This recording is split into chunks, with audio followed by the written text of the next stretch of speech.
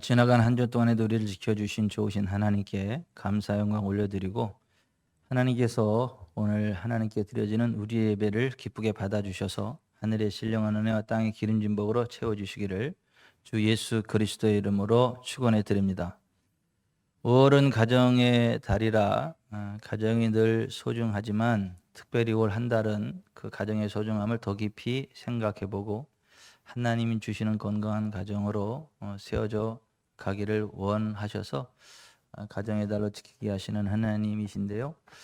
5월 첫 주는 어린이 주일로 하나님께서 바라보시는 어린이들, 우리 자녀들에 관한 부분들을 한번 살펴보고 하나님의 마음으로 아이들을 품고 바라보는 그러한 은혜를 우리에게 주시고, 또 어버이 주일을 통해서는 늘 어버이 은혜에 감사하면서 살아야 되지만 특별히 그날만큼은 하나님이 바라보시는 어버이의 위치, 또 자녀로서 어버이를 어떻게 대해야 되고 하나님이 어떤 모습으로 부모를 섬길 때 기뻐하시고 복을 주시는지 그러한 말씀들을 선포하게 되고, 오늘은 그 세 번째 시간으로 목회자 스승의 주일로 지키게 되는데요.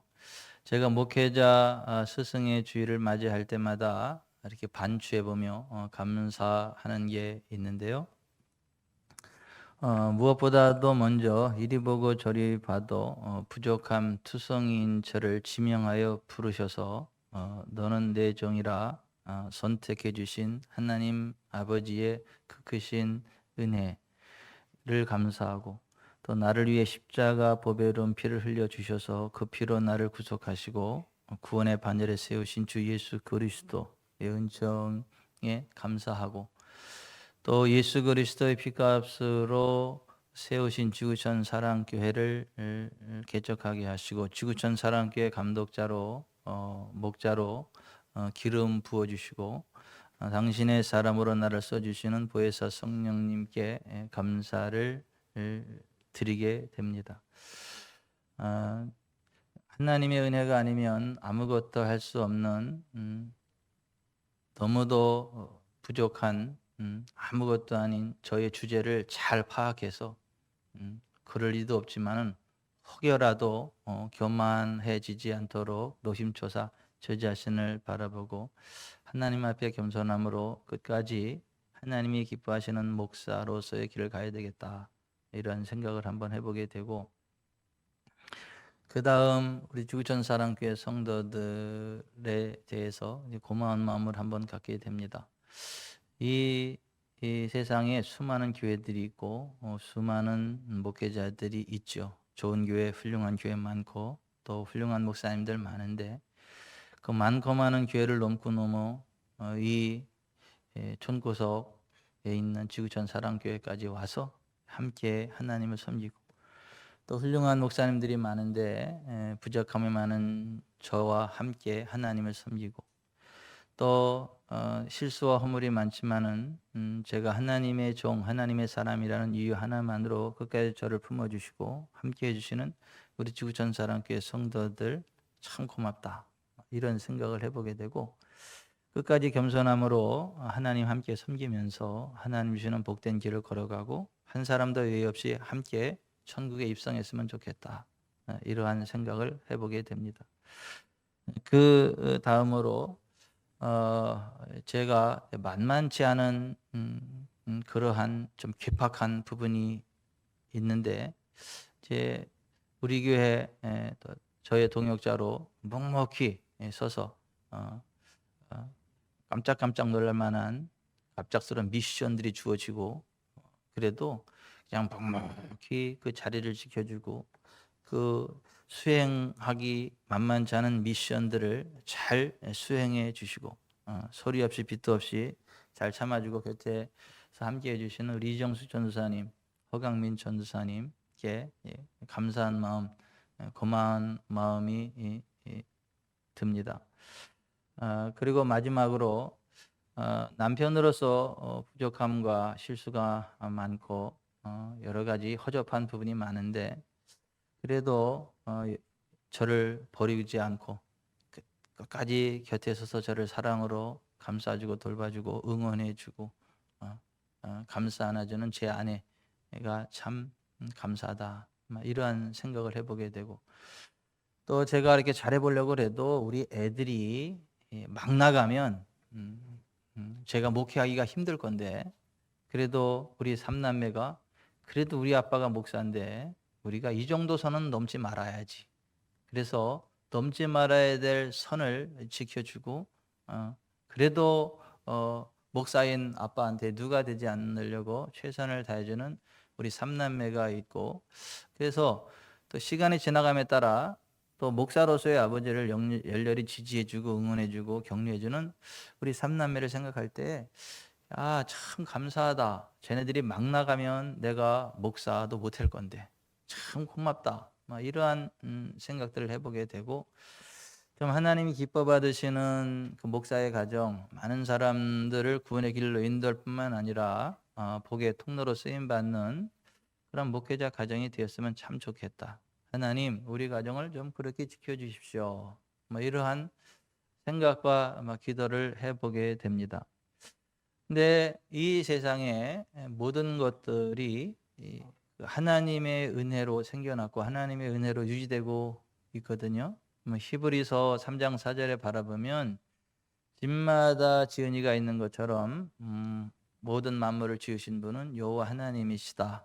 이렇게 말씀하고 있는데, 하나님이 온 우주 만물을 만드셨고 지금도 지탱하고 계시기 때문에 이 땅에 있는 모든 것들은 다 하나님의 것입니다. 우리 자신도 하나님의 형상대로 지음받았고 하나님이 우리를 이 땅에 보내주셨기 때문에 첫사람 아담과 하와를 만드셨고, 또 우리를 모태로부터 우리를 조성하신 하나님이시고 우리에게 생명의 숨결을 주셨고, 또 하나님이 우리를 불러가면 모든 건 내려놓고 그냥 한순간 끝내야 되는 게 우리 인생인데, 내게 속한 모든 것들도 다 하나님의 것이고 하나님께서 나의 주인이십니다.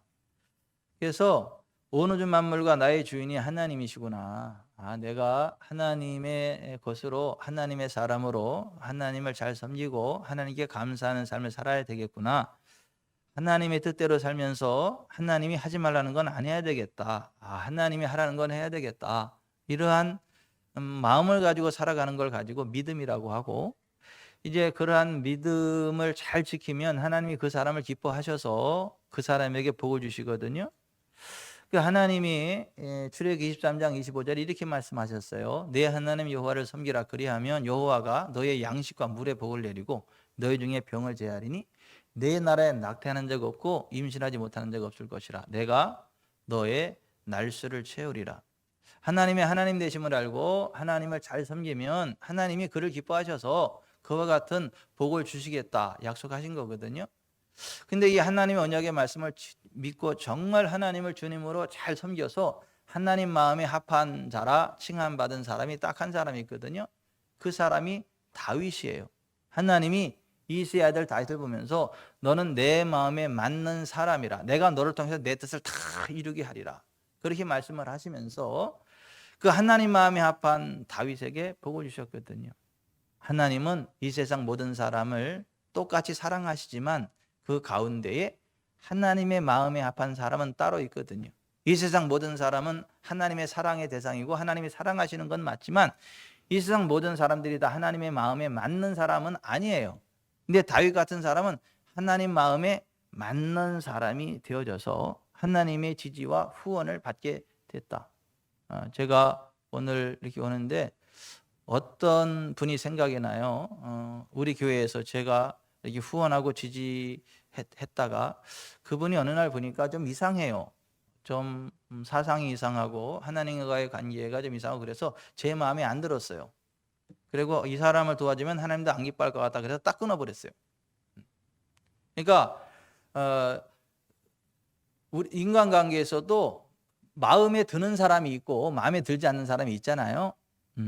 마음이 합한 사람이 있고 마음이 합하지 않는 사람이 있잖아요. 근데 하나님도 마찬가지라고 하는 거예요. 하나님도 세상 모든 사람들을 똑같이 사랑하지만 그 가운데에서 정말 하나님의 기쁨이 되고 하나님 마음에 합한 사람이 따로 있거든요. 근데 그런 사람은 하나님이 그냥 두지 않으세요. 복을 주세요. 최고의 복을 주세요. 이 땅에서 왕 노릇하게 하시거든요. 왕의 권세를 누리게 하시거든요. 그래서 다윗이 정말 이스라엘의 위대한 왕이 됐거든요. 하나님이 주신 언약의 땅을 다 차지해서 애굽강부터 티그리스 강까지 전체 영토를 확장하게 되고 하나님의 권위가 부어져서 그 주변에서 감히 다윗에게 도전할 생각조차를 못하게 되고 최고의 부흥을 누렸거든요. 그래서 지금도 이스라엘 사람들은 다윗 시대를 꿈꾸거든요. 다윗 시대의 영토인 애굽강과 티그리스 강을 아래 위로 그려놓고 가운데 다윗의 육각별을 그려놓고 다윗의 시대를 꿈꾼다. 다윗 같은 왕이 우리에게 다시 나왔으면 좋겠고 메시아가 왔으면 좋겠고 다윗 시대와 같은 부흥을 누렸으면 좋겠다. 이게 이스라엘의 국기예요. 근데 그 다윗이 하나님 앞에서 이렇게 고백을 했거든요. 우리 조상 이스라엘의 하나님 여호와여, 주는 영원부터 영원까지 송축을 받으시옵소서. 여호와여, 위대하심과 권능과 영광과 승리와 위엄이 다 주께 속하였사오니 천지에 있는 것이 다 주의 것이로소이다. 여호와여, 주권도 주께 속하였사오니 주는 높으사 만물의 머리이심이니이다. 부와 귀가 주께로 말미암고 또 주는 만물의 주제가 되사 손에 권세와 능력이 있사오니 모든 사람을 크게 하심과 강하게 하심이 주의 손에 있나이다. 우리 하나님이여, 이제 우리가 주께 감사하오며 주의 영화로운 이름을 찬양하나이다. 다윗의 이 고백처럼 온 우주 만물이 다 주님의 것이거든요. 그럼에도 불구하고 주 여호와 하나님은 그들 가운데 특별히 이것만큼은 내 거야 라고 특별히 구별한 하나님의 것들이 따로 있어요. 이를테면 이 땅에 수많은 책들이 있지만 그 수많은 책들 가운데 딱 한 권, 성경만 하나님의 책이다, 여호와의 책이다, 하나님의 말씀이다, 그렇게 말씀을 하셨어요. 이사야서 34장 16절에 너희는 여호와의 책을 자세히 읽어보라. 여기 보면 여호와의 책이라는 말이 나와요.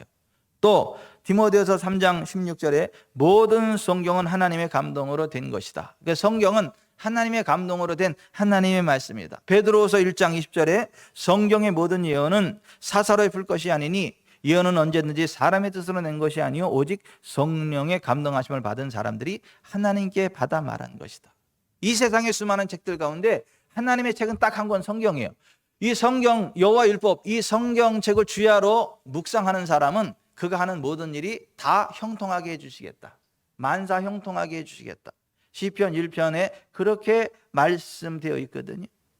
그러니까 수많은 책들 가운데 딱 한 권 성경만이 하나님의 책이다. 그런가 하면 모든 날들의 주인이 하나님이시지만은 일주일 7일 가운데 한 날은 하나님의 날, 주의 날, 여호와의 날로 또 따로 구분해 놓으셨거든요. 그래서 출애굽기 20장 8절에 안식일을 기억하여 거룩하게 지키라. 엿새 동안은 힘써 내 모든 일을 행할 것이나 일곱째 날은 내 하나님 여호와의 안식일인 즉. 하나님의 날, 하나님의 안식일이 따로 있다. 그 안식일을 잘 지키면 하나님 복을 주시겠다. 주일을 잘 지키면 하나님 복을 주시겠다. 이사야서 58장 13, 14절에 그 성일 하나님 내 날을 거룩하게, 하나님의 날을 거룩하게 여기면 하나님께서 여호와 안에 즐거움을 얻게 하시고 땅의 높은 곳에 올리고 조상 야곱의 기업으로 기르겠다. 쉽게 말하면 기쁨이 충만한 인생, 출세하는 인생, 부자 되는 인생으로 만들어 주시겠다. 그게 이사야서 58장 13, 14절에 나오는 말씀. 하나님의 날이 따로 구분되어 있다. 이 땅에 수많은 건물들이 있고 수많은 집이 있지만은, 화려한 수많은 집들이 많이 있지만 그 모든 집들 가운데 하나님의 집으로 또 구별된 게 따로 있어요. 전도서 5장 1절에 보면 너는 하나님의 집에 들어갈 때에 내 발을 삼갈지어다 이렇게 되어 있어요. 여기 보면 하나님의 집이 따로 있어요. 이사야서 56장 7절에 내가 곧 그들을 나의 성산으로 인하여 기도하는 내 집에서 그들을 기쁘게 할 것이다. 내 집은 만민이 기도하는 집이라 일컬음이 될 것임이라. 하나님의 집이 따로 있다는 거예요. 성전이 따로 있다는 거예요. 그 성전을 가까이 하는 사람에게는 어떤 복을 주시냐면 자격이 없을지라도 기도 응답해 주시겠다. 복을 주시겠다. 하나님 그렇게 말씀하셨어요. 그런가 하면 은도 내 것이고 금도 내 것이고 이 땅의 모든 재물의 재정의 주인도 하나님이시지만 그 재정들 가운데 특별히 하나님의 것으로 구별해 놓은 재정이 따로 있어요. 말라기 3장 7절에 만군의 여호와가 이르노라 너희 조상들의 날로부터 너희가 나의 규례를 떠나 지키지 아니하였다. 그런즉 내게로 돌아오라. 그리하면 나도 너에게로 돌아가리라 하였더니 너희가 이르기를 우리가 어떻게 돌아가리까 하는도다. 사람이 어찌 하나님의 것을 도둑질하겠느냐.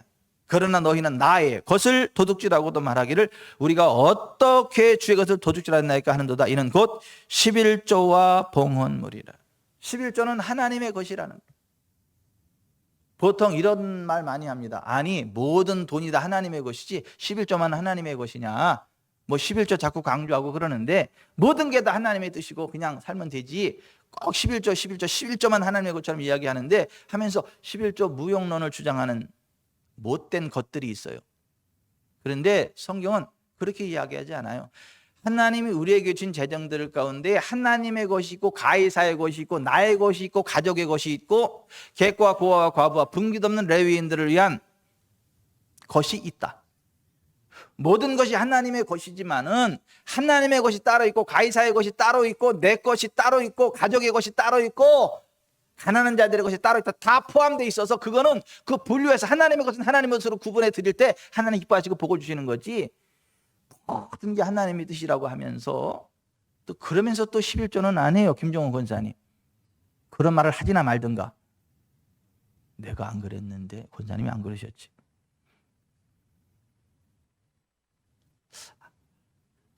다 하나님의 것이지만 하나님의 것으로 구별된 게 따로 있다.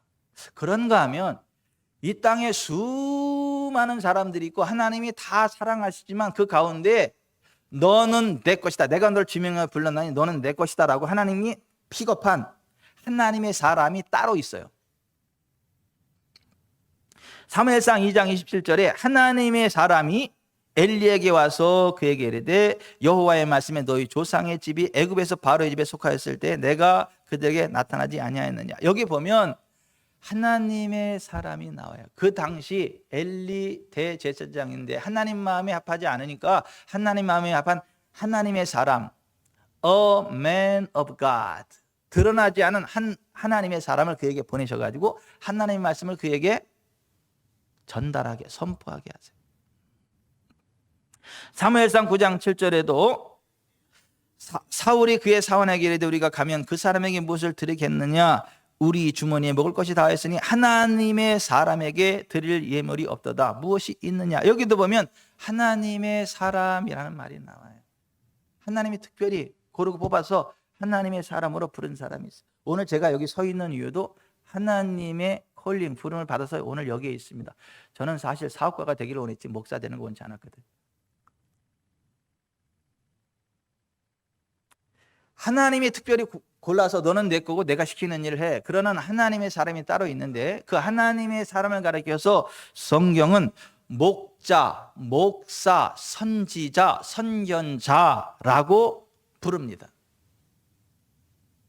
그와 같은 하나님의 사람을 존중히 여기고 신뢰하는 사람들에게는 형통의 복이 임합니다. 역대하 20장 20절에 너희는 너희 하나님 여호와를 신뢰하라. 그리하면 견고하리라. 그의 선지자들을 신뢰하라. 그리하면 형통하리라.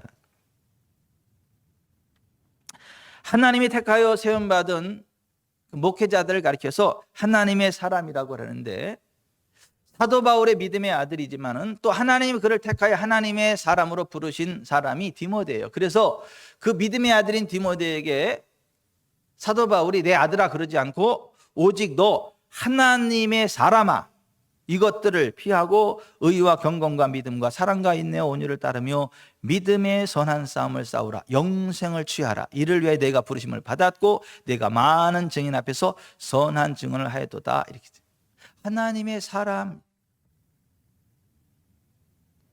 목회자는 하나님의 사람입니다. 모든 거듭난 그 하나님의 백성들과는 다른 차원의 하나님의 사람이에요. 오늘은 목회자 주일, 스승의 주일인데 성경이 말하는 목회자와 성도의 사명에 관한 말씀을 선포합니다. 목회자와 성도들의 사명에 관한 목회자와 성도들의 아이덴티티, 정체성이 올바로 세워져야 하나님께 복을 받고 하나님께 영광이 되고 많은 사람들의 복의 통로로 쓰임받게 되는데 이 정체성이 잘못되어지면 그 자신에게 영적 미성숙의 원인이 되고 교회에는 진통의 원인이 되며 이웃에게는 복음의 걸림돌이 되기도 합니다. 고라와 다단과 아비람과 온과 같은 사람이 대표적인 사람들이에요. 하나님의 사람에 대한 정체성이 바르지 않고 자기들의 위치에 대한 정체성이 없다 보니까 그 관계가 올바로 정립되지 못해서 저주받고 지옥에 떨어져 버렸단 말이죠. 하나님의 사람인 목회자를 존중히 여기는 자가 얼마나 큰 형통의 복을 받는지, 반대로 대적하면 얼마나 큰 저주를 받는지를 성경이 계속 기록해 놓고 있는 것을 보게 되는데요. 오늘 목회자와 성도의 정체성을 정확히 정립해서 하나님께 복을 받을지언정 저주받지 않기를 바랍니다. 목회자란 하나님의 택하심을 받고 목회 사역으로 파송받은 사람들입니다. 사도행전 13장에 안디옥 교회 선지자들과 교사들이 있으니 곧 바나바와 네게르라 하는 시몬과 구레네 사람 르기오와 분봉왕 헤롯의 젖동생 마나엔과 및 사울이라 주를 섬겨 금식할 때에 성령이 이르시되 내가 불러 시키는 일을 위하여 바나바와 사울을 따로 세우라. 성령님이 선택하시도 내가 불러 시키는 일을 위하여 따로 세우라고 하는 사람, 그 사람이 목회자다라고 하는 거예요. 오늘 예레미야 3장 15절에도 내가 또 내 마음에 합한 목자들을 너희에게 주리니 그들이 지식과 명철로 너희를 양육하리라 이렇게 돼 있어요.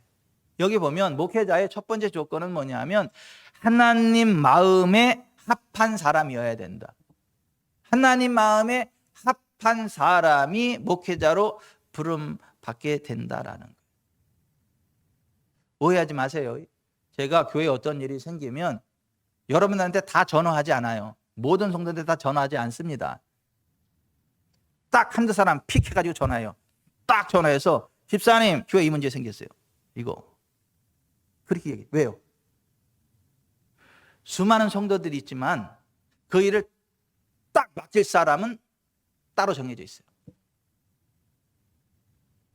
하나님도 마찬가지. 하나님도 수많은 하나님 백성들 가운데 하나님의 일을 맡길 사람이 딱 하나님 마음이 합한 사람이 딱 있어가지고 그를 딱 픽해서 그에게 일을 맡기신다. 그 사람이 목회자들이라고 하는 것이고 성경은 그 하나님의 사람을 가리켜서 목자, 목사, 선지자라고 한다.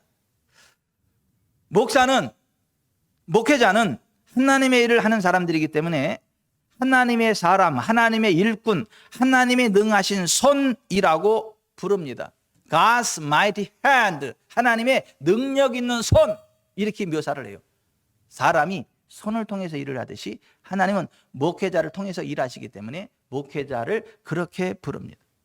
목회자란 예수 그리스도의 종, 예수 그리스도의 사도라고 성경은 이야기합니다. 여기 종이라는 말은 둘로스라는 말인데 자기 결정력이 하나도 없는 오직 주인의 말대로만 순종하는 노예를 가리켜서 둘로스라 그러는데 목회자를 그리스도의 둘로스라 그래요. 그러니까 목회자는 자기가 하고 싶은 일 하는 사람이 아니고 성도들이 원하는 거 하는 사람이 아니고 그의 주인이신 그리스도께서 이거 하라 그러면 아멘 하고 하는 사람이에요.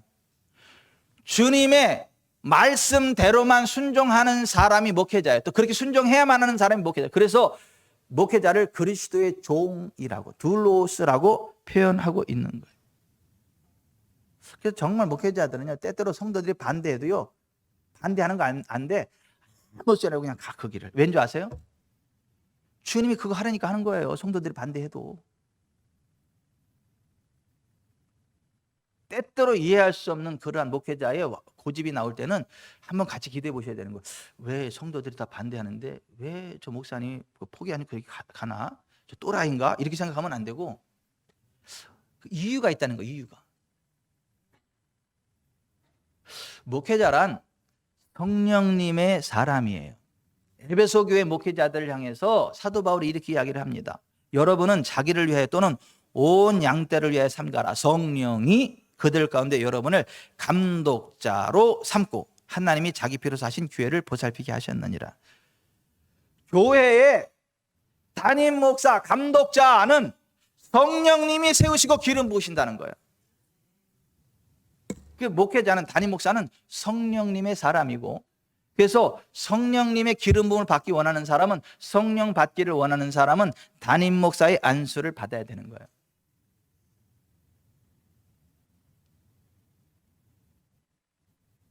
그래서 목회자를 성령의 사람이라 그래. 하나님의 사람이라고도 하지만은 그리스도의 종이라고도 하지만 성령의 사람. 사마리아 교회가 예수 믿고 침례를 받았는데 성령을 받지 못해요. 그러니까 예루살렘께서 사도 베드로와 요한을 보내요. 사도 베드로와 요한이 그들에게 가서 안수함에 그들이 성령을 받는지라. 따라서 합시다. 두 사도가 안수함에 성령을 받는지라. 그러니까 성령의 사람이 안수할 때 성령이 임한다는 거예요. 사도행전 19장에도 마찬가지예요.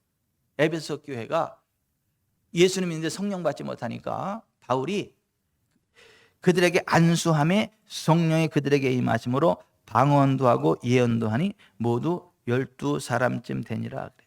그러니까 성령님의 기름 부음 가운데 나아가려면 목회자의 안수기도를 받는 게 제일 쉽고 빠르다. 제가요 어제 여기 있는데 카페에서 커피 마시러 있는데 어떤 분이 그러더라고요. 목사님 제가요 여기 이 임플란트 하는데 여기 너무 아파가지고 막 너무 고통스러워가지고 막 그러는데요. 금요일 때 목사님이 제 여기에다가 손을 갖다 쫙 대는 순간 아픔이 슉 사라져 왔다고. 그 얘기를 듣는데 하나님의 기쁨이 슉 임하더라고. 근데 제가 그런 얘기를 종종 들어요. 그냥 제가 손을 얹는 것만으로 하나님의 임재가 풀어지고 성령님의 터치하심이 임하고 어떤 그나마 신비한 일들이 일어난다는 얘기를 많이 들어요. 근데 그게 왜 그러냐 하면 성령님이 하나님의 양문이 여러분들을 감독하라고 감독자로 세우셨기 때문에 그러는 거예요. 그러니까 성령님이 역사하시는 거다라고 하는 거예요. 목회자란 진리의 말씀을 옳게 분별하여 가르치는 그러한 사람이요. 제가 어젯밤에 하나님이 저한테 목회자의 정체성을 말씀하시더라고. 목회자란 기도하는 일과 말씀 전하는 일에 전무하는 사람이다. 다른 거는 못해도 괜찮아. 근데 기도하는 거 말씀 전하는 거 거기에 전적으로 헌신된 사람이 목회자다. 그거 말씀하시더라고요. 난 당연한 말인데 막 새롭게 들리더라고. 그래서 그렇구나. 목회자란 기도와 말씀 전하는 일에만 전무하는 사람이구나. 목회자의 첫 번째 사명은 뭐냐면 하나님 말씀을 옳게 분별하여 정확하게 가르치는 거예요. 오늘 본문 예레미야 3장 15절에도 내가 또 내 마음에 합한 목자를 너희에게 주르니 그들이 지식과 명철로 너희를 양육하리라. 디모데후서 2장 15절에 너는 진리의 말씀을 옳게 분별하며 부끄러울 것이 없는 일꾼으로 인정된 자로 자신을 하나님 앞에 드리기를 힘쓰라. 사도 바울이 디모데를 향해서 너 하나님의 사람아 하면서 이렇게 이야기를 하는 거예요. 너는 진리의 말씀을 옳게 분별하며 부끄러울 것이 없는 일꾼으로 인정된 자로 자신을 하나님 앞에 드리기를 힘쓰라. 의사의 사명은 환자를 고치는 거죠. 소방관의 사명은 불을 끄는 거죠. 목사의 사명은요, 성도들에게 하나님의 말씀을 옳게 분별하여 가르치는 거예요. 소방관이 불을 잘못 끄면 다 타 죽죠. 의사가 잘못 조치하면 환자를 다 죽죠. 목사가 하나님의 말씀을 올바로 분별해서 가르치지 않으면 성도들 같이 죽습니다. 다 지옥 떨어져요. 실제로 예수님 당시에 종교 지도자들인 바리새인과 서기관들이 그랬어요. 그래서 예수님이 그때 당시 바리새인 서기관들에게 이렇게 말씀하셨어요. 화 있을진저 외식하는 서기관들과 바리새인들이여, 너희는 천국문을 사람들에서 닫고 너희도 들어가지 않고 들어가려 하는 자도 들어가지 못하게 하는도다. 화 있을진저 외식하는 서기관들과 바리새인들이여, 너희는 교인 한 사람을 얻기 위하여 바다와 육지를 두루다니다가 생기면 너희보다 배나 더 지옥 자식이 되게 하는도다.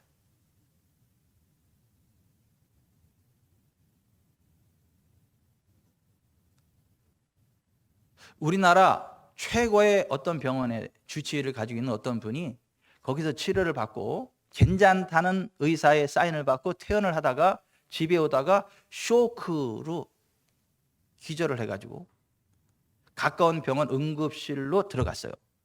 그 가까운 병원 응급실에 들어가서 보니까 심장, 신장, 간, 폐가 망가졌어. 기능을 안 해.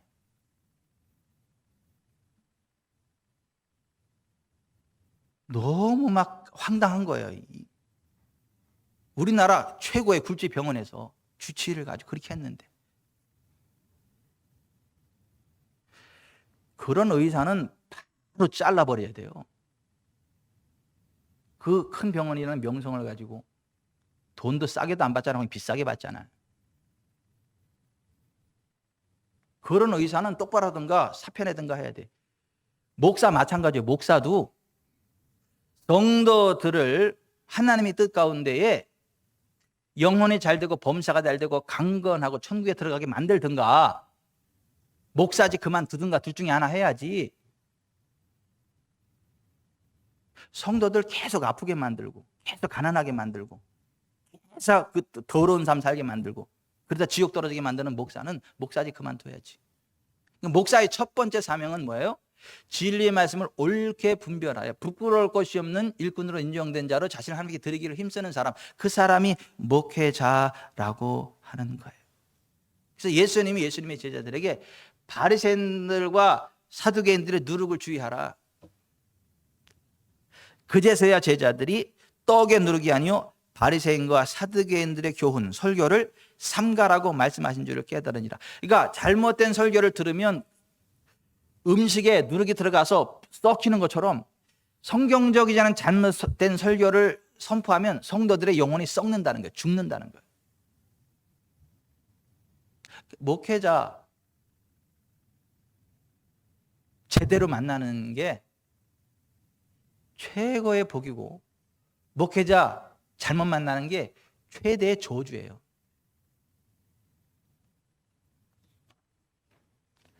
진리의 말씀이 선포될 때 사람들의 영혼이 거듭납니다. 진리의 말씀이 선포될 때 사람들이 성령의 인치심을 받습니다. 진리의 말씀이 선포될 때 사람들이 병으로부터 치료받을 믿음이 생기고 믿음대로 할지어다 치료가 돼요. 이게 성경이 이야기하는 진리의 말씀 안에서 일어나는 사건들이에요.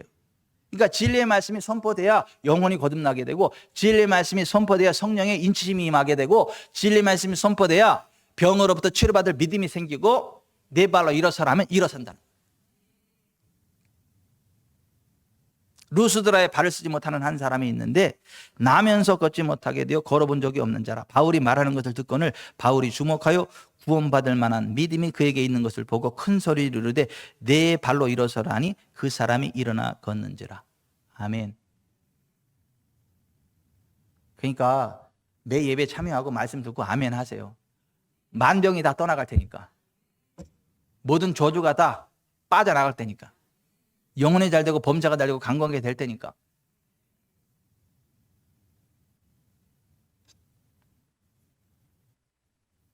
목회자란 성도를 위하여 기도하는 사람이에요. 골로새서 4장 12절에 그리스도 예수의 종인 너희에게서 온 에바브라가 너희에게 문안하느니라. 그가 항상 너희를 위하여 애써 기도하여 너희로 하나님의 모든 뜻 가운데 완전하고 확신 있게 서기를 구하나니 이렇게 되어 있어요. 목회자란 성도를 위하여 항상 애써 기도하는 사람이다. 근데 애써라는 말이 헬라 원어로 아고니zo마이라는 말이에요. 근데 이 아고니zo마이가 어떤 의미냐 하면 싸우다, 다투다, 투쟁하다, 경쟁하다, 논쟁하다, 법적 소송을 수행하다 이런 의미예요. 목회자가 싸우는 기도를 한다는 거. 누구하고 싸울까요? 하나님하고 싸울까요? 성도들하고 싸울까요? 아니, 원수 마귀와 싸우는 기도를 하는 거예요. 사도 바울이 점치는 귀신 들린 여종에게 나사렛 예수 그리스도의 명하니 그래서 나와라 하니까 즉시 나왔던 것처럼 원수 마귀 사단 흑암의 권세를 대적하여 싸우는 기도를 하는 사람이 목회자라고 하는 거예요. 예수님도 마귀에 눌린 모든 사람을 고치는 사역을 했다. 사도행전 10장 38절에 그렇게 말씀하는 거예요.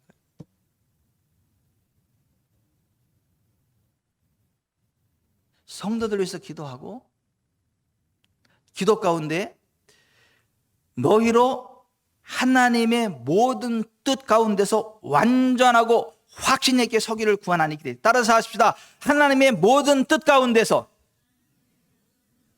하나님의 모든 뜻 가운데서 완전하고 확신 있게 서기를 구하나니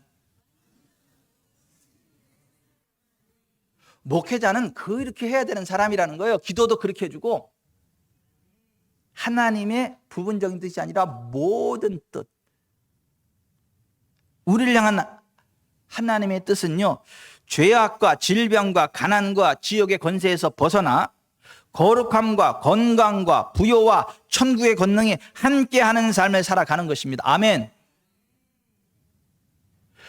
그리스도 예수 안에 질병 없어요, 가난 없어요, 저주 없어요, 압박 없어요, 지옥 없어요, 치료 안 될 병 없어요, 해결 못할 채무 없어요. 그것을 완전하고 확신 있게 서도록 물러나지 말고 딱 버티고 성도들로 하여금 그 은혜를 누리도록 푸시해주는 사람이 목사예요. 목회자가 최후의 보루야. 목회자마저 뒤로 딱 물러나면 해답이 없어, 방법이 없어.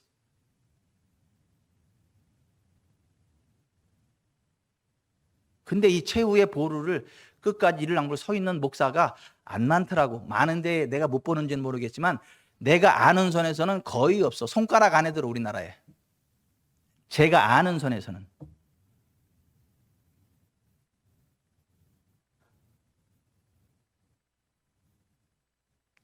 여러분, 그리스도 예수 안에 가난 없습니다.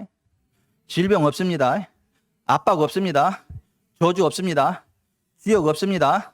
불가능은 없습니다.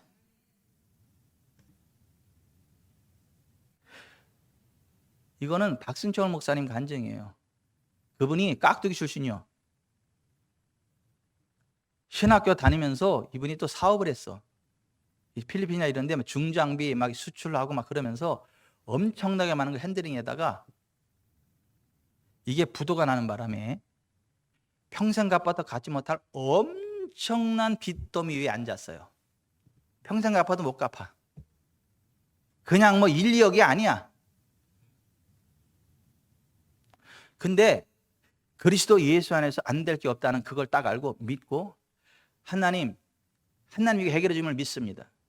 나라의 법까지도 바꿔서라도 이거 해결해 줄 줄 믿습니다. 기도하고 선포했거든요.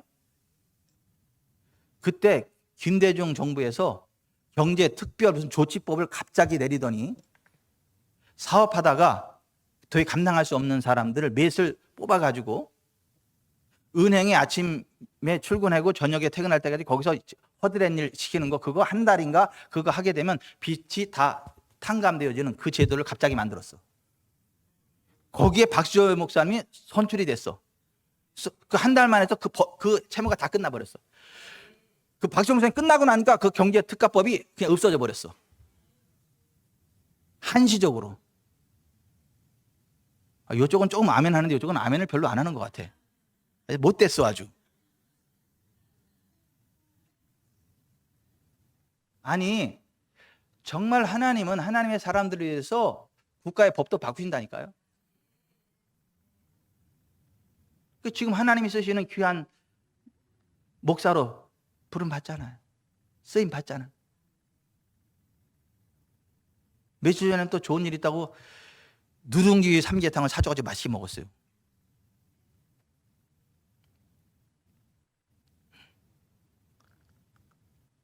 목사가 뭐 하는 사람, 목회자가 뭐 하는 사람이냐 하면 성도들로 하여금 하나님의 모든 뜻 가운데서 완전하고 확신 있게 서기를 구하는 사람,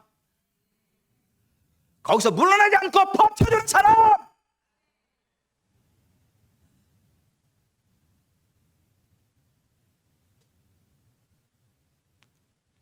성도들을 축복하는 사람이 목회자, 평안하기를 빌어주는 사람이 목회자.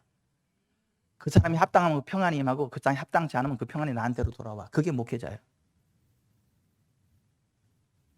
목회자가 그런 사람들이라고 성경은 이야기를 해요. 그러면 성도들은 그 목회자를 어떻게 대해야 되냐?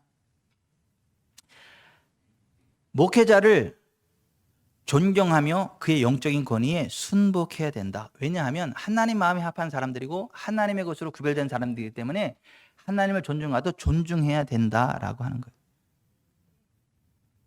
전제 조건이 뭐냐 하면 하나님이 부르신 하나님의 사람이 맞다는 전제하에, 하나님이 세운 목사가 맞다는 전제하에, 이를테면 이만희 같은 사람은 아닙니다.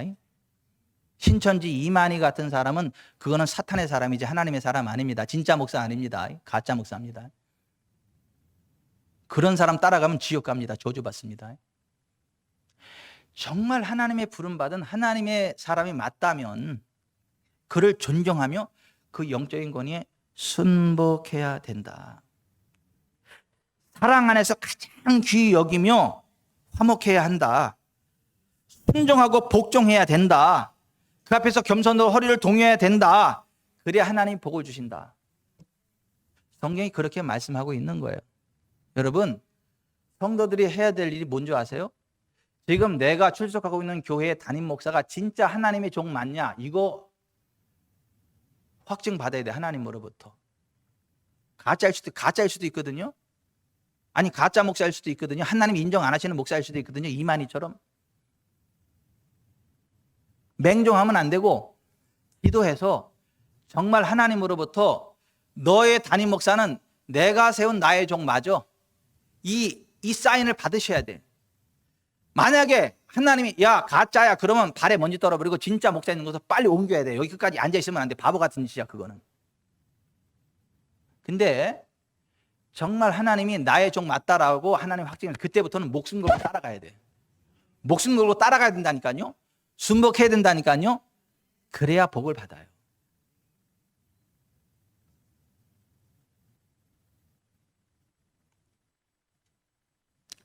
젊은 자들아 이와 같이 장로, 목회자들에게 순종하고 다 서로 겸손으로 허리를 동이라.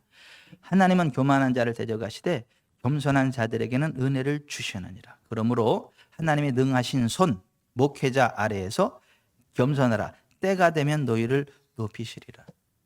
그런 의미에서 성도들에게 주신 하나님 예수 그리스도의 최고의 선물이 목회자들이다. 에베소서 4장에 그렇게 말하고 있는 거예요. 하나님이 성도들에게 주신 최고의 선물, 그리스도의 선물이 목회자들이라고 하는 거예요. 목회자들을 생활을 성도들이 책임져야 돼. 신명기 24장 14절부터 25장 4절까지 보면 여기 좀 보세요. 일하는 품꾼들의 품삯에서 억울하게 하지 마라 이렇게 얘기해요 하나님이. 그러니까 일을 시켰으면 반드시 품삯을 줘라. 그리고 나그네와 고아와 과부를 위해서 경제적인 배려를 해주면 추수할 때 밭에다가 혹시나 남겨서 그 사람들이 먹을 수 있게 이렇게 배려를 해주면 하나님이 그 사람을 기뻐하셔서 그 하는 모든 일에 복을 내리겠다 이렇게 말씀을 하셨어요. 그러면서 최종 결론이 이거예요. 곡식 떠는 소에게 망을 씌우지 말지니라. 따라서 합시다. 곡식 떠는 소에게 망을 씌우지 말지니라. 그게 결론이야. 근데 사도 바울이 그 말씀을 인용하면서 고린도전서 9장 9절에 이렇게 말씀했어요.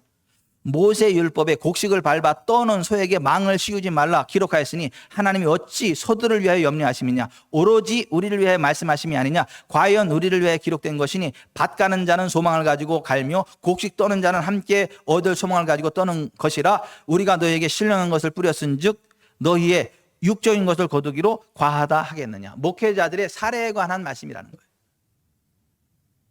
일꾼이 그 삭을 받는 것이 마땅하니라. 자, 여기 좀 보세요. 느헤미야에 보면 이스라엘 백성들이 목회자들의 생활비인 11조를 하지 않아서 목회자인 레위인들이 굶어 죽을 수 없어가지고 다 자기 밭으로 돌아가서 하나님의 집이 황폐한 바 됐다. 느헤미야가 화를 내면서 막 그 부분을 바로 잡는 내용이 나와요. 11조 해야 성도 목회자들 생활비가 공급된다라고 하는 거예요. 오늘날 11조 무용론을 주장하는 이상한 사람들 많습니다. 오늘날 성도들이 11조를 안 해가지고 성도들이요, 목회자들이 택배합니다. 택시기사 합니다. 우유 배달합니다. 목회자는 그런 거 하는 사람은 아니에요. 기도하는 것과 말씀 전하는 일에 전무하는 사람이지. 우유 배달하고 언제 말씀 연구해? 택배하고 언제 말씀 연구하냐고.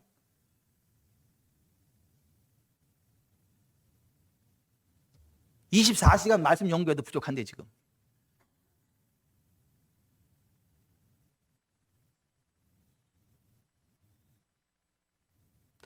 레위 사람들이 받을 몫을 주지 아니하였으므로 그 직무를 행하는 레위 사람들과 노래하는 자들이 각각 자기 밭으로 도망했다. 이렇게 돼 있어요. 하나님의 전이 어찌하여 버림받았냐. 다시 11절을 회복시켰다. 느헤미야가. 여러분 11절을 잘 하시면 하나님이 기뻐하시고 복을 주십니다. 11절 떼먹으면 하나님의 그 떼먹은 도둑놈이래잖아요. 하나님의 복을 받지 못합니다.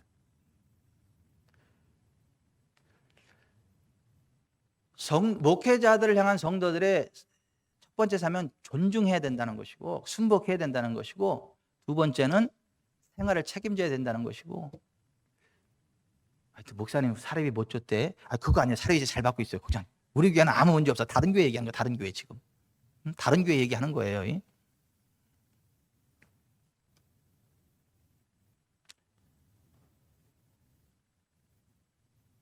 참고적으로 재정부에서 사례비 많이 올리라 해도 제가 못 올리게 해요. 믿거나 말거나.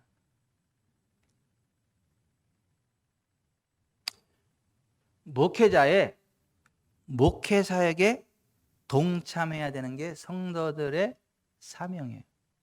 여러분 주님을 사랑하십니까? 여러분 주님을 사랑하세요? 그러면 목양 사역을 하세요. 하나님의 어린 양을 먹이세요. 하나님의 어린 양을 돌보세요. 하나님의 어린 양들을 세워가세요. 예수님이 베드로한테 야 네가 나 사랑하냐? 네가 나 사랑하면 내 어린 양을 먹여. 너 정말 나 사랑해? 그럼 내 양을 먹여. 너 정말 나 사랑해? 그럼 내 어린 양을 먹여. 이렇게 말씀하셨어요.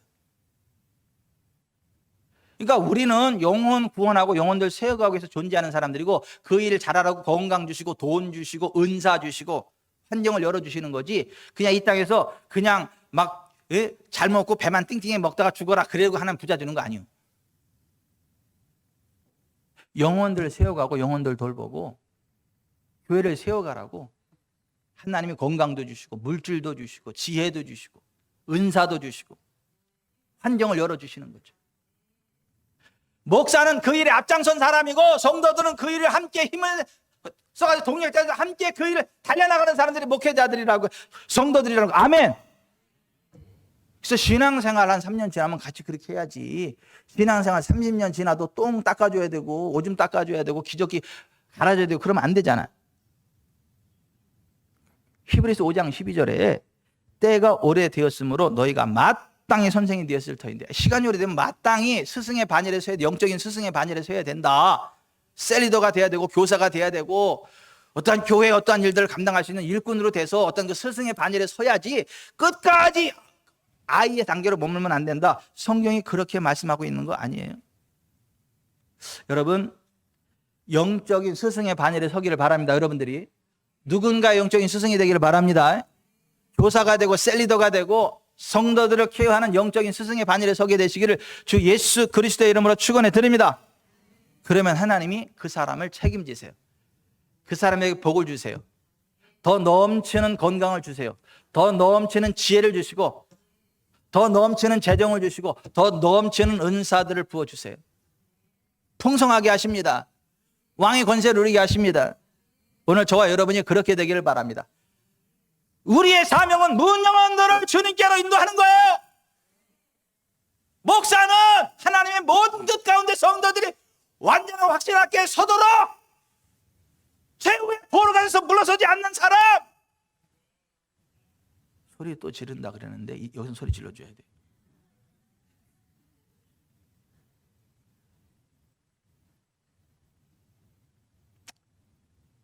하나님의 모든 뜻을 여러분이 받으세요. 영혼이 잘 되고 범사가 잘 되고 강건하십시오. 왕의 권세를 누리십시오. 다시 말합니다. 그리스도 예수 안에서 가난 없습니다. 질병 없습니다. 저주 없습니다. 압박 없습니다. 불가능한 것 없습니다. 국법을 변개시켜서라도 해결해 주십니다. 아멘. 나 맡은 본분은 찬양하고 기도하겠습니다.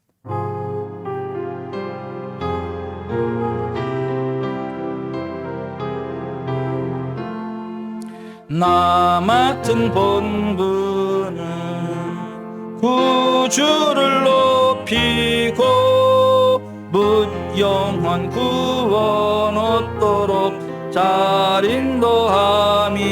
함이라. 부르심 받들어 내 형제 섬기며 구주의 뜻을 따라서 내 정성 다하리. 주 앞에 모든 일 잘 행케 하시고 이후에 주님 배울 때 상 받게 하소서.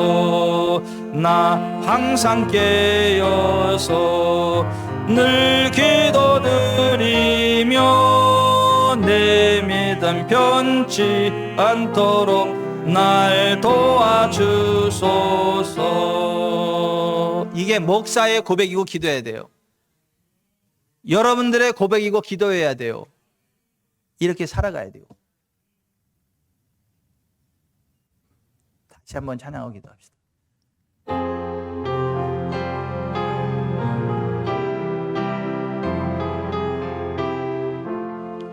나 맡은 본분은 구주를 높이고 영원 구원 얻도록 잘 인도함이라.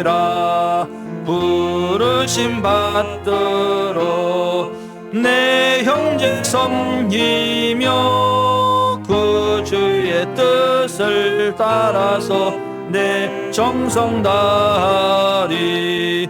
주 앞에 모든 일 잘 행케 하시고 이후에 주님 배울 때 상 받게 하소서. 나 항상 깨어서 늘 기도드리며 내 믿음 변치 않도록 날 도와주소서.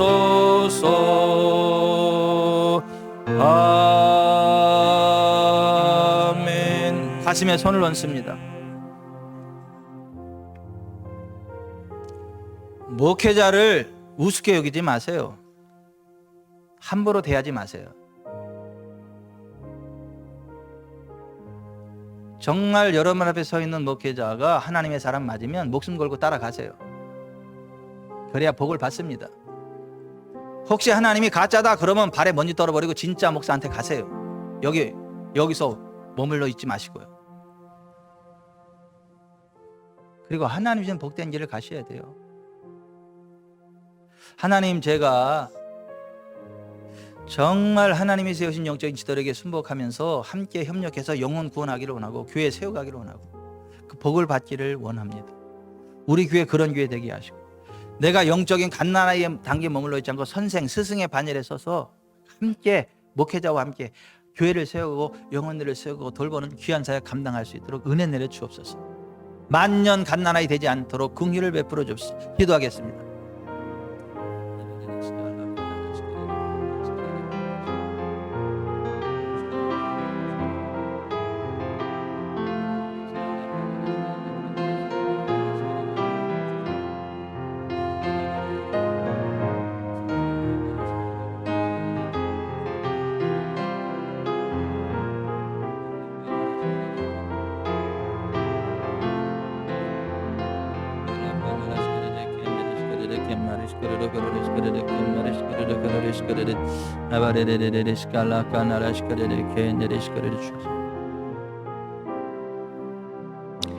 하나님, 부르심을 따라 착하고 충성된 종이 되어 죽도록 충성함으로 잘했다 착하고 충성된 종아, 내가 적은 일에 충성하였으며 내가 많은 것으로 내게 받기니 내 주인의 즐거움에 참여할지어다. 창세로부터 나와 너희를 위하여 예비된 나라를 상속받으라는 그 말씀의 주인공 되어지기 원합니다. 그 길을 걸어갈 수 있도록 은총 베풀어 주옵소서. 우리 주님 예수 그리스도의 이름으로 기도하옵나이다. 아멘.